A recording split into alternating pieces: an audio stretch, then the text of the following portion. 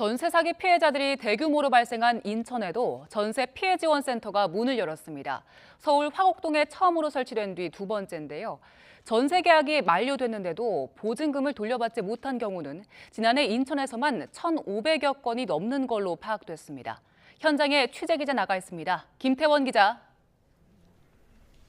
네, 인천 십정동에 있는 전세 피해 지원센터입니다. 네, 오늘 문을 연 전세 피해 지원센터에서는 구체적으로 어떤 지원이 이뤄집니까? 네, 정식 개소는 한 달 뒤고 오늘 임시 운영을 시작했는데요. 제 뒤로 보이는 창구 6곳에서 평일 오전 10시부터 오후 5시까지 주택도시보증공사와 한국토지주택공사 등이 전세 사기 피해 상담을 진행합니다. 아버지가 거주하는 전셋집이 압류되며 보증금 1억 6천여만 원을 잃을 위기에 놓인 피해자도 오늘 센터를 찾았는데요. 목소리를 직접 들어보시겠습니다. 이상해가지고 그때 등기부를 떼보게 된 거고, 그래서 이게 압류까지 갔으면 지금 전세 사기 그거랑 똑같은 거 아니야 하면서 어떻게 해야 될지 단계를 모르니까 여기까지 오게 된 거예요. 이곳 센터에서는 전세 보증금을 돌려받지 못한 피해자들을 상대로 소송이나 민사집행 절차 등 법률 상담을 무료로 제공하고요. 피해자들에게 임시로 살 곳을 마련해주거나 새로운 아파트 임대 계약을 맺을 때 전세금을 낮은 이율로 빌려주는 등 지원 사업 역시 안내하고 있습니다. 국토교통부는 앞으로도 필요한 지역에 지원센터를 더 설치하고 다음 달엔 전세 사기를 예방할 대책을 추가로 마련한다는 계획입니다. 이같이 정부가 사전 사후 대책을 적극적으로 내놓는 건 전세 사기 피해가 심각한 사회 문제로 떠올랐기 때문입니다.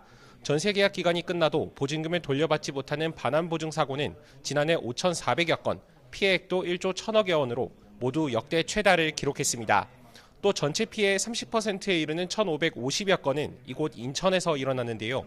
인천에서 수백 채를 포함해 수도권 일대의 빌라와 오피스텔 1,130여 채를 사들였다가 지난해 집이 압류된 채 숨진 이른바 빌라왕 사건부터 인천 미추홀구 일대에서 주택 300여 채를 빌려주고 전세 보증금 260억여 원을 가로챈 혐의로 50여 명이 경찰 수사를 받는 건축왕 사건까지 인천을 중심으로 발생했습니다.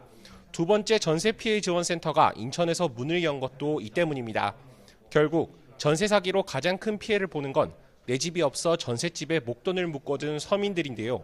특히 정부 조사 결과를 보면 피해자의 가운데 70%가 20대와 30대 사회 초년생들과 신혼부부인 것으로 나타났습니다.